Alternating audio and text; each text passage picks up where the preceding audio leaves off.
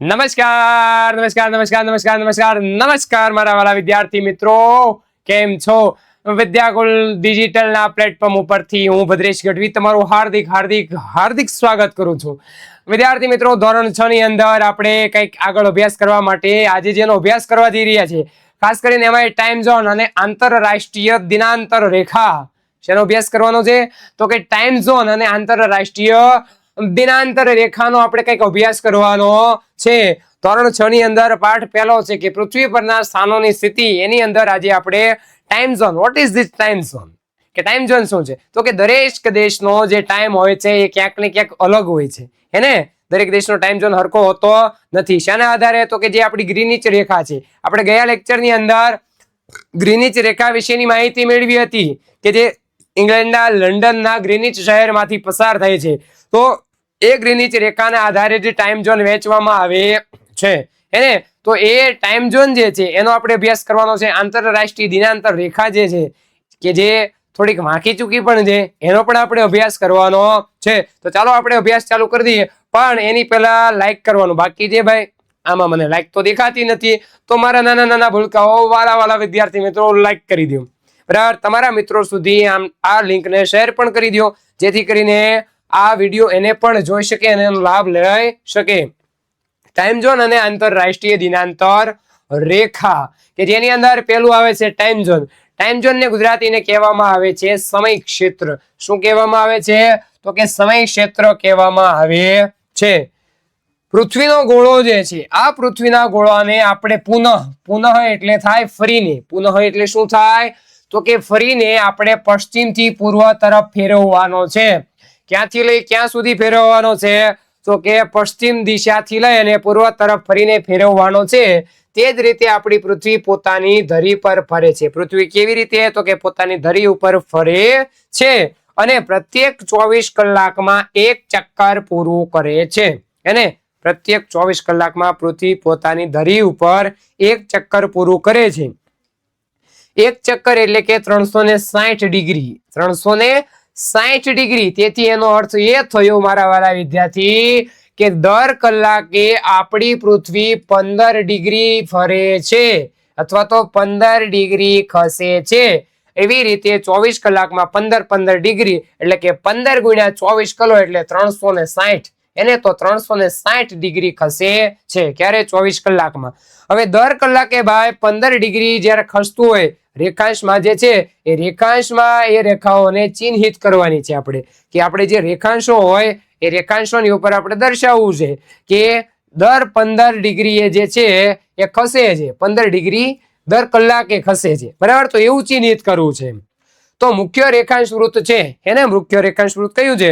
Greenwich રેખા. એને તો ત્યાંથી ચાલુ કરી અને પૂર્વ તરફ જતા આપણે 0 ડિગ્રી, 15 ડિગ્રી, પૂર્વમાં 30 ડિગ્રી, પૂર્વમાં 45 ડિગ્રી, એવી રીતે ધીરે ધીરે આપણે આગળ વધતા જશું અને પૂર્વ મેળવીએ છીએ. પૂર્વ જે છે એમ આગળ વધીએ છીએ અને આ જ રીતે 15 ડિગ્રી આપણે જોડતા જશું અને છેલ્લે આપણે 180 પૂર્વ ડિગ્રી સુધી આપણે પહોંચી શકીશું. છેલ્લે આપણે ક્યાં સુધી પહોંચી શકશું પૂર્વ દિશામાં? તો કે 180 ડિગ્રી સુધી આપણે પહોંચી શકીશું, બરાબર ને? જો આ પૃથ્વીનો ગોળો છે એ કેવી રીતે ફરે છે? તો કે પૃથ્વીનો ગોળો પોતાની ધરી ઉપર ફરે છે. તમે જોયો ક્યારે? નહીં ને? જો તમને દેખાડું.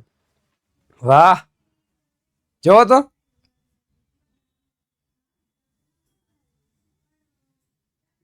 ફર્યો ને ભાઈ, મજા આવી ગઈ. એને મજા આવી ગઈ ને? તો આ પૃથ્વીનો ગોળો જ્યારે ફરે છે, બરાબર ને, ત્યારે પોતાની ધરી ઉપર ફરે છે અને દર કલાકે 15 ડિગ્રી ખસે છે. એટલે કે 24 કલાકમાં 360 ડિગ્રી ખસે છે. સમય ક્ષેત્ર, ટાઈમ ઝોન. અને આ ટાઈમ ઝોન ની અંદર આપણે ગ્રીનિચ રેખાની અંદર, આ ગ્રીનિચ રેખામાં જ્યારે બપોરે 12 વાગ્યા હોય, બપોરે કેટલા વાગ્યા હોય? 12. મધ્યાહન થઈ ગયું હોય એટલે કે બપોરનો સમય થઈ ગયો હોય, બપોર હોય, તો દરેક 15 ડિગ્રી રેખાંશ પર સ્થાનિક સમય 1 કલાક વધે છે. એને દરેક જગ્યાએ કે એક સરખો સમય ના હોય, 15 ડિગ્રી એ અલગ અલગ સમય હોય જે, તો એને સ્થાનિક સમય, એ સ્થાનિક સમય દર કલાક 1 કલાક વધી જાય. 15 ડિગ્રી એ કેટલો સમય વધે? તો કે 15 ડિગ્રી ખસે, આ 15 ડિગ્રી થી અહીંયા 30 ડિગ્રી જાય, તો અહીંયા દાખલા તરીકે 1 વાગ્યો હોય, બરાબર ને, તો અહીંયા 2 વાગ્યા હોય. કેમ આવું? તો કે આપણને અહીંયા કીધું જ છે કે 15 ડિગ્રી રેખાંશ પર સ્થાનિક સમય 1 કલાક વધે છે. 15 ડિગ્રી વધે એટલે 1 કલાકનો ટાઈમ વધે. જો આપણને અહીંયા ટાઈમ ઝોન આપ્યું છે હે ને, જો હું તમને દિશા દર્શાવી દઉં, ખાસ કરીને આ જે દિશા જે છે ને, આ દિશા જે છે એ પશ્ચિમ છે. કઈ દિશા છે? પશ્ચિમ. અને આ દિશા છે કઈ છે? તો કે પૂર્વ દિશા છે. બરાબર ને? જો 15 ડિગ્રી પૂર્વ પર બપોરે 1 વાગ્યો હોય, દાખલા તરીકે અહીંયા વિચારીએ કે 15 ડિગ્રી જે છે, બરાબર ને, આ એક ટાઈમ ઝોન જે છે 15 નો, અહીંયા આવી રીતે બીજો એ 15 નો, એવી રીતે 15 ના ટાઈમ ઝોન છે એને 15 ડિગ્રી એટલે 1 કલાક. અહીં 15, અહીંયા 30, બરાબર, અહીં 45, એવી રીતે આગળ વધતો જાય. જો 15 ડિગ્રી પૂર્વ રેખાંશ પર બપોરે 1 વાગ્યો જે છે, બરાબર, 15 ડિગ્રી પૂર્વ તરફ આપણે જઈએ, કે આમ મેં તમને કીધું હતું ને પૂર્વ, એ તરફ જઈએ તો બપોરે 1 વાગ્યાનો સ્થાનિક સમય છે. કે અહીં બપોરે 1 વાગ્યાનો કેવો સમય છે? સ્થાનિક. તો 30 ડિગ્રી પૂર્વ પર બપોરે 2 વાગ્યા હશે. કે અહીંયા આપણે 15 ડિગ્રી એક કલાકનો જે સ્થાનિક સમય હોય, તો અહીંયા 30 ડિગ્રી જઈએ તો બપોરે અહીંયા કેટલા? તો કે 2 વાગ્યા હોય. બરાબર ને? ખ્યાલ આવે છે ને? કે અહીં 15 ડિગ્રી જે છે ત્યાં જો 1 વાગ્યો હોય, અહીંયા આપણે એવું વિચારી લઈએ કે 15 ડિગ્રી એટલું આગળ ખસો, બરાબર ને, તો અહીંયા 1 વાગેલો છે એમ, કે અહીં 15 ડિગ્રી જે છે અહીંયા 1 વાગ્યો, તો અહીંયા બીજી 30 ડિગ્રી અહીંયા વધે, બરાબર ને, તો અહીંયા કેટલા વાગ્યા હોય? તો કે ત્યાં 2 વાગ્યા હોય. ત્યાં કેટલા વાગ્યા હોય? તો કે 2. 15 ડિગ્રી 1 કલાક, 30 ડિગ્રી એ 2 કલાક. ખ્યાલ આવે છે ને? તો એ ક્રમ આગળ વધશે. આ જ રીતે સમય આગળ વધે છે, પરંતુ પશ્ચિમ તરફ જતા તેનાથી ઉલટું થાય છે. જો પૂર્વ તરફ જઈએ તો સમય વધે છે, અને પશ્ચિમ તરફ જઈએ તો સમય ઘટે છે. પૂર્વ તરફ જઈએ તો વધે છે, અને પશ્ચિમ તરફ જઈએ તો ઘટે છે, એટલે કે ઉલટું થાય છે. બરાબર ને? ઉદાહરણ તરીકે 15 ડિગ્રી પશ્ચિમ પર સ્થાનિક સમય સવારે 11 વાગ્યાનો હશે. હેને? કે ઉદાહરણ તરીકે 15 ડિગ્રી પશ્ચિમ પર આ સ્થાનિક સમય જે છે એ 11 વાગ્યાનો છે. કેટલા વાગ્યાનો છે? 15 ડિગ્રી ઉપર 11 વાગ્યાનો. તો 30 ડિગ્રી પશ્ચિમ ઉપર સવારના 10 વાગ્યા હશે. જ્યારે 30 ડિગ્રી આ ખસે, 15 અહીંયા ખસી જાય અને 15 અહીંયા ખસી જાય, તો અહીંયા 30 ડિગ્રી જ્યારે પહોંચે ત્યારે અહીંયા સમય કેટલા વાગ્યાનો? તો કે 10 વાગ્યાનો હશે. આ બાજુ જેમ જઈએ છીએ આપણે, બરાબર ને, પશ્ચિમ તરફ, મેં પહેલા જ તમને દિશા આપી હતી કે આ પશ્ચિમ દિશા તરફ જઈએ છીએ ત્યારે આ પશ્ચિમ દિશા તરફ સમય ઘટે છે, અને પૂર્વ તરફ આપણે જઈએ છીએ ત્યારે સમય વધે છે. કેવી રીતે? તો કે 15 ડિગ્રી 1 કલાક સમય વધે છે. 15 ડિગ્રી 1 કલાકનો સમય વધે છે. ચાલો શોધીએ. શું શોધવાનું છે? તો હાલો શોધીએ કે એક દિવસ ઢળતા બપોરે એટલે કે બપોરનો તડકો ધીરો થઈ જાય ત્યારે, એને 4, 4:30, ઢળતા બપોરે 2 મિત્રો હોય છે. એને તમારા મિત્રો છે એને યાદ કરો. એક જે છે એ પોરબંદરમાં, ગુજરાતમાં રહે છે, પોરબંદરમાં, અને બીજો રહે છે તિનસુકિયા. આ તિનસુકિયા ક્યાં આવ્યું છે? પહેલી વાર સાંભળ્યું કે તિનસુકિયા આવ્યું અસમમાં. ક્યાં આવ્યું? અસમ. એને તો એક ગુજરાતના પોરબંદરમાં છે, અને બીજો છે એ તિનસુકિયા અસમમાં બેઠો છે, અને બંને ફોન ઉપર વાત કરી રહ્યા છે. શું વાત કરે છે ખબર છે? શું વાત કરતા હશે? તો કે તિનસુકિયામાં રહેલો મિત્ર કે છે કે અસમમાં સૂર્યાસ્ત થઈ ગયો છે અને હવે અંધારું છે. તિનસુકિયામાં બેઠો ગુજરાતમાં બેઠો એના ભાઈબંધને ફોન કરે છે કે હાલો, અહીં હું તિનસુકિયામાંથી બોલું છું. ક્યાંથી બોલું છું? તિનસુકિયામાંથી બોલું છું, અને અહીંયા કે અંધારું થઈ ગયું છે હવે, બરાબર ને, સૂર્યાસ્ત થઈ ગયો છે. તો ઓલો ગુજરાત વાળો ભાઈ બનવું કે ખબર છે જયારે કે અહીંયા અમારે પોરબંદરમાં તો મિત્ર જે છે ને આશ્ચર્ય પામે, નવાય પામે કે ન્યાય અંધારું કેમ થઈ ગયું કે હે? તો કેમ આવું? પણ અહીંયા તો હજી દિવસનું અજવાળું છે, કે અહીંયા તો હું ગુજરાતમાં પોરબંદરમાં બેઠો, અહીંયા તો અજવાળું. આવું કેમ? આવું કેમ? આપણને કે સમજાવો. અને એક વર્ગખંડની એક પ્રવૃત્તિ તરીકે આ 2 શહેરો વચ્ચેનો જે સ્થાનિક સમય છે ને બેટા, આ સ્થાનિક સમય વચ્ચેનો તફાવતની આપણે ગણતરી કરીએ. કે જ્યારે આપણે જોયું હતું કે ખાસ કરીને આપણો ગુજરાતનો સમય અને અસમનો સમય જે છે ને એ સ્થાનિક સમય વચ્ચે 2 કલાકનો તફાવત છે. એને દાખલા તરીકે સવારે સૂર્યોદય થાય ને, તો અહીંયા હજી થોડી ઘણી રાત્રિ બાકી હોય, એને અહીંયા સૂર્યોદય ના થયો હોય, તો એ સ્થાનિક સમયનો તફાવત હોય છે. સૂચન કીધું જ છે આપણને કે પોરબંદર અને તિનસુકિયા વચ્ચે રેખાંશમાં 30 ડિગ્રીનો તફાવત છે ભાઈ. અને 1 ડિગ્રીનો તફાવત એટલે કેટલા કલાક આગળ? તો કે 1 કલાક આગળ 15 ડિગ્રીએ અને 30 ડિગ્રીએ 2 કલાક. બરાબર, તો આવું થઈ શકે છે. અને સમયનો આપણે તફાવત જાણી શકીએ છીએ. તિનસુકિયામાંથી ફોન આવે છે? તમારે આવે છે ભાઈ કોઈને તિનસુકિયામાંથી ફોન? તો કહેજો મને. આ પદ્ધતિનો ઉપયોગ પૃથ્વી પરના કોઈ પણ સ્થાનના સ્થાનિક સમયની ગણતરી કરવા માટે થઈ શકે છે. આ પદ્ધતિનો ઉપયોગ કેવી રીતે થઈ શકે છે? તો કે કોઈ પણ સ્થાનિક સમય જે છે એની ગણતરી કરવી હોય તો આ પદ્ધતિનો ઉપયોગ થઈ શકે છે. પરંતુ આ પદ્ધતિ જે છે એ કોઈ પણ દેશની અંદર અનેક પ્રકારના જે સ્થાનિક સમયો હોય એના ઉપયોગના સંદર્ભમાં આ યોગ્ય છે નહીં. એના સંદર્ભમાં યોગ્ય નથી, કારણ કે કેટલાય બધા પ્રકારના સ્થાનિક સમયો હોય. સ્થાનિક સમય તો જુદા જુદા હોય, એટલે એના ઉપયોગમાં સંદર્ભમાં યોગ્ય ના કહેવાય. કારણ કે મોટા ભાગના દેશો તેમના મધ્યમાંથી પસાર થતી જે મધ્ય રેખા છે, જે મધ્ય રેખાંશ વૃત્ત છે, એના ઉપર આધારિત એક પ્રમાણ માપ છે, જે પ્રમાણ સમય, જેને સ્ટાન્ડર્ડ ટાઈમ કહેવાય. શું કહેવાય? Standard time. આ સ્ટાન્ડર્ડ ટાઈમ અપનાવે છે. બરાબર. આપણે ભારતની જ વાત કરો તો ભારતીય જે પ્રમાણ સમય છે, ભારતનો જે સ્ટાન્ડર્ડ ટાઈમ છે, બરાબર ને, એ કયો છે? તો કે ગ્રીનિચ રેખાથી કેટલો આગો છે અથવા કેટલો દૂર છે? તો કે ગ્રીનિચ જે મીન ટાઈમ અથવા તો જીએમટી, જેને ગ્રીનિચ મીન ટાઈમ કહીએ છીએ, એ પણ કહેવામાં આવે છે. અને તમારા માટે મોસ્ટ આઈએમપી કે આ ગ્રીનિચ રેખાથી આ સ્થાનિક સમય કરતા 5 કલાક અને 30 મિનિટ આગળ છે. ભારતનો જે સમય જે છે ભાઈ, એ જીએમટી કરતા ગ્રીનિચ રેખાથી કેટલો આગો છે, કેટલો દૂર છે, કેટલો આગળ છે? કેટલો આગળ છે? તો કે 5 કલાક અને 30 મિનિટ જે છે એ ભારતનો સમય જે છે એ જીએમટી એટલે કે ભારતીય પ્રમાણ સમય એ ગ્રીનિચ સમયથી એટલે કે જીએમટી થી 5 કલાક અને 30 મિનિટ જેટલો આગળ છે. બરાબર ને? તો એ ખાસ યાદ રાખવાનું છે, તમારા માટે ખૂબ જ આઈએમપી છે. ત્યારબાદ ચાલો આપણે શોધીએ કે શું શોધવાનું છે. તો કે ગુજરાત અને આસામમાં બેઠેલા બે મિત્રો પુનઃ ચર્ચા કરે છે. એને ગુજરાત અને આસામમાં બેઠેલા પાછો તિનસુકિયામાંથી ફોન કરે છે. બરાબર ને? તો પાછા બે મિત્રો વાતો કરે છે. અને આ ઉદાહરણનો ઉપયોગ આપણને સ્થાનિક સમય અને પ્રમાણ સમય વચ્ચેનો તફાવત જે છે એ તફાવત સમજવા માટે આપણે આ ઉદાહરણનો ઉપયોગ કરવાનો છે. કે આસામની અંદર અને ગુજરાતની અંદર બેઠેલા બે મિત્રો પાછી ચર્ચા કરે છે, અને એ ચર્ચા દ્વારા આપણે જે સ્થાનિક સમય અને પ્રમાણ સમય છે એનો તફાવત આપણે મેળવી શકીશું. જો અહીંયા ધ્યાન રાખો તો કે આ તમારા પ્રમાણ સમયને ટાઈમ ઝોન હોય ને, આ ટાઈમ ઝોન, એ ટાઈમ ઝોનને ગોઠવવામાં આવ્યા છે. અને જે આપણને આ આલેખના 15ના ઝોન છે, ઝોન આપ્યા હોય, ટાઈમ ઝોન હોય ને એના ઝોન હોય, એને વ્યાપકપણે અનુસરે છે. બરાબર? આકૃતિ 1.7 માં જોવાનું છે.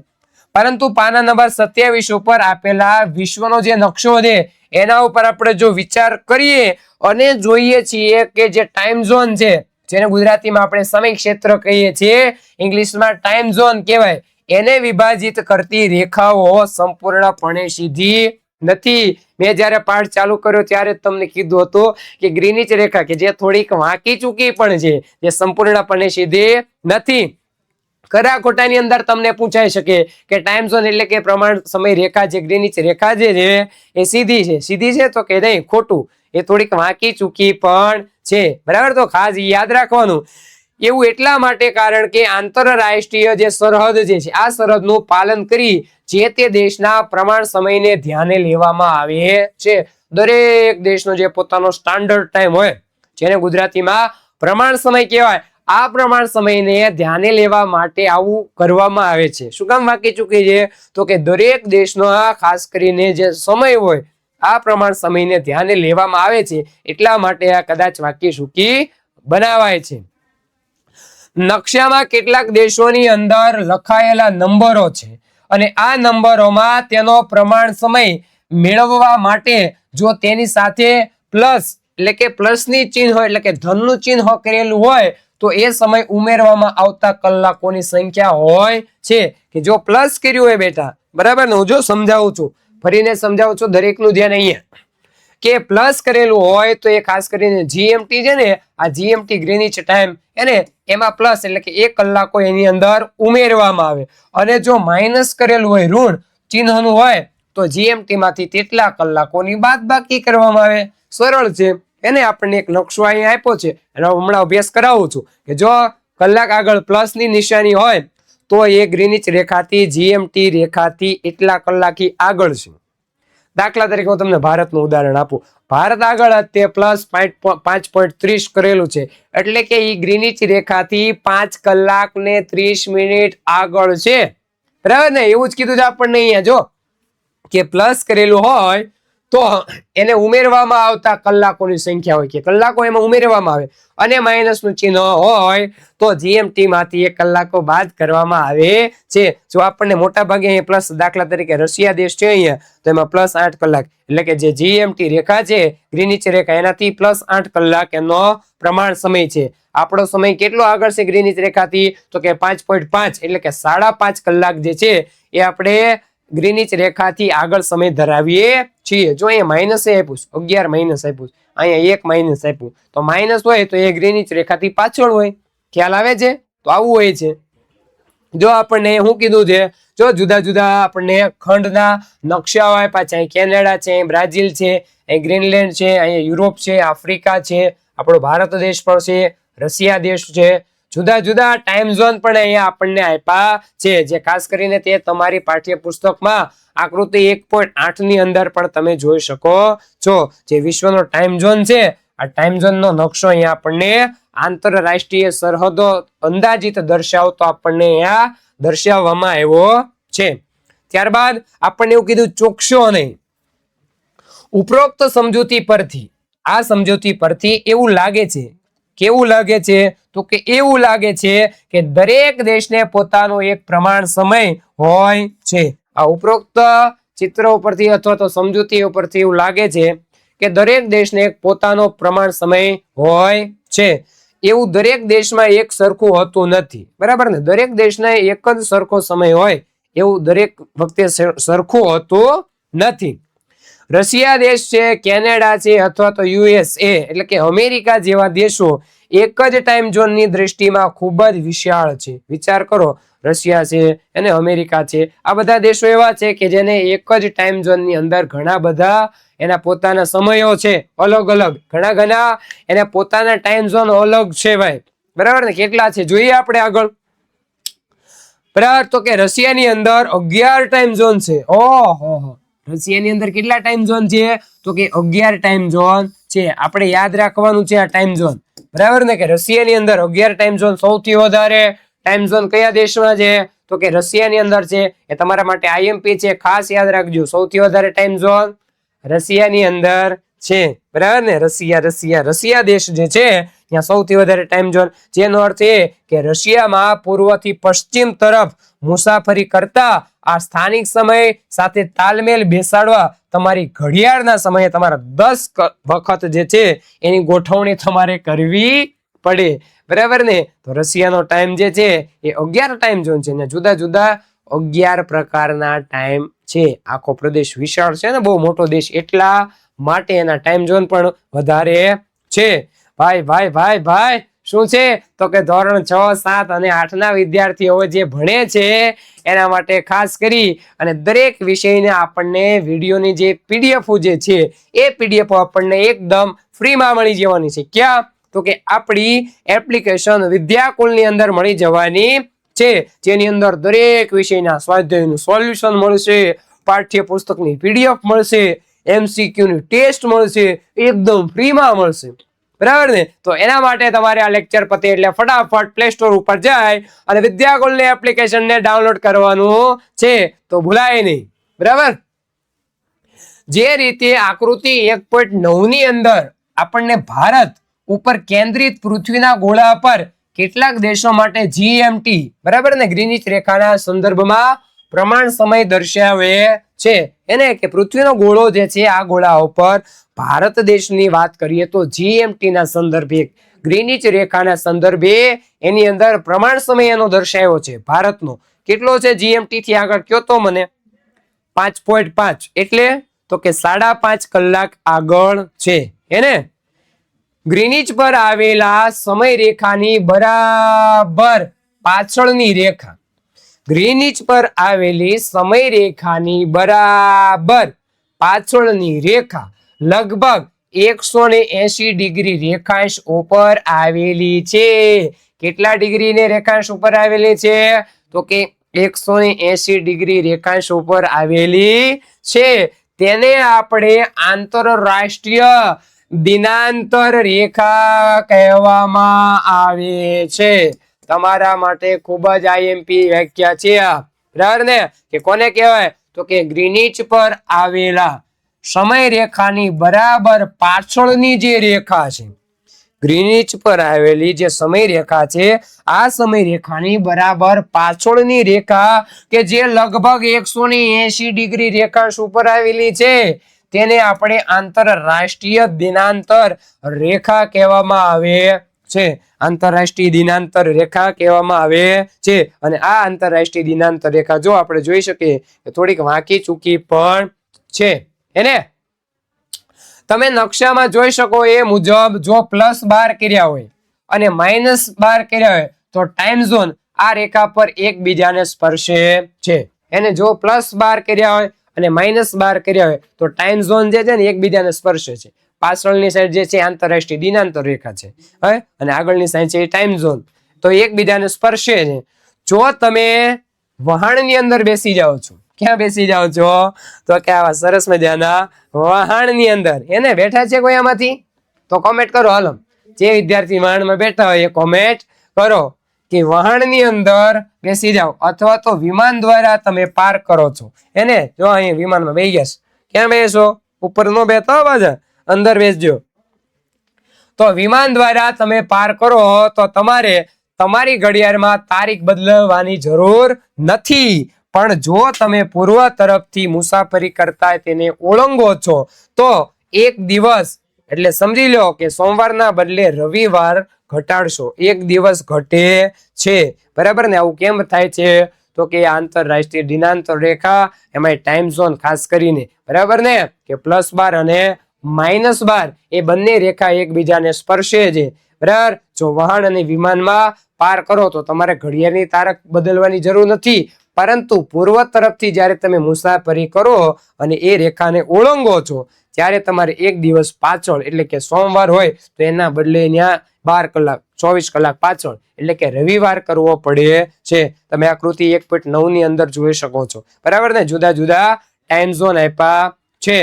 જો તમે પશ્ચિમ તરફથી ઓળંગો છો, પૂર્વની વાત થઈ ગઈ આપણે, પૂર્વની વાત થઈ ગઈ. હવે કઈ વાત કરવાની? પશ્ચિમની. કે પશ્ચિમ તરફથી જો ઓળંગો છો એ રેખાને એને એ રેખાને પશ્ચિમ દિશા તરફથી ઓળંગો છો તો તમે એક દિવસ એટલે કે રવિવારના બદલે સોમવારેમાં ઉમેરશો. તો તમે રવિવારના બદલે કયો દિવસ આગળ કરશો? તો કે સોમવાર આગળ કરશો. આપણે જોયું કે આંતરરાષ્ટ્રીય દિનાંતર રેખા એટલે કે 180 ડિગ્રીના રેખાંશ પર છે. આંતરરાષ્ટ્રીય દિનાંતર ક્યાં આવેલી છે બાળકો? તો કે 180 ડિગ્રીના રેખાંશ ઉપર આવેલી છે. પરંતુ તે કેટલાક દેશોમાંથી પસાર થાય છે અને ત્યાં એક દિવસનું વિભાજન કરવાનું ટાળવા માટે વાંકી ચૂકી થઈને પસાર થાય છે બરાબર ને. આંતરરાષ્ટ્રીય દિનાંતર રેખા કેવી પસાર થાય? તો કે વાંકી ચૂકી પસાર થાય છે. જો તમે અહીં જોઈ શકો છો બરાબર. તો મજા આવી ને તમને બરાબર. તો આની સાથે જ આપણું જે પહેલું પ્રકરણ હતું પૃથ્વી પર સ્થાનોની સ્થિતિ એ અહીંયા પૂરું થાય છે. હવે પછી આપણે પ્રકરણ બીજાની અંદર મળશું. ત્યાં સુધી મને રજા આપો. જય હિન્દ, જય ભારત, વંદે માતરમ.